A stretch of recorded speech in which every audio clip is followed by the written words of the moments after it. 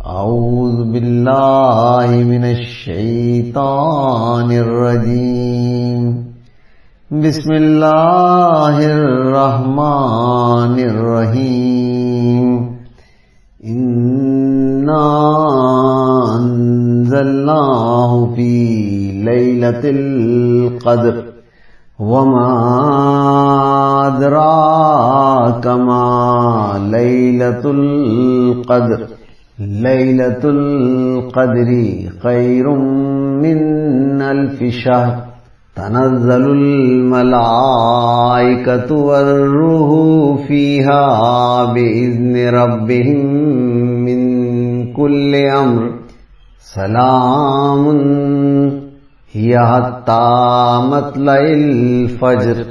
سورہ کا ترجمہ۔ اللہ کے نام سے جو سراسر رحمت ہے، جس کی شفقت ابدی ہے۔ ہم نے اس قرآن کو اس رات میں نازل کیا ہے جس میں تقدیر کے فیصلے ہوتے ہیں، اور تمہیں کیا معلوم کہ وہ فیصلوں کی رات کیا ہے؟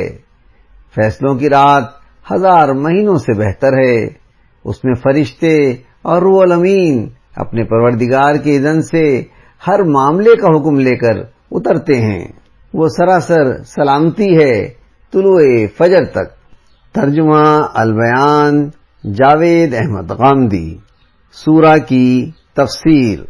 سال کی ایک خاص رات، غالباً ماہ رمضان کے اخیر اشرے کی کوئی رات، اللہ تعالیٰ کے یہاں فیصلے کی رات ہے۔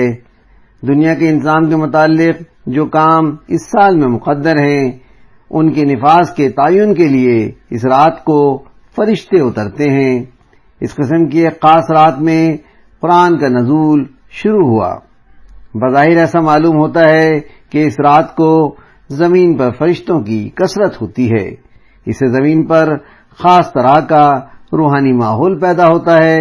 اب جو لوگ اپنے اندر روحانیت بیدار کیے ہوئے ہوں، وہ اس سے متاثر ہوتے ہیں، اور اس کے نتیجے میں ان کے اندر غیر معمولی روحانی تاثیر پیدا ہو جاتی ہے، جو ان کے دینی عمل کی قدر و قیمت عام حالات سے بہت زیادہ بڑھا دیتی ہے۔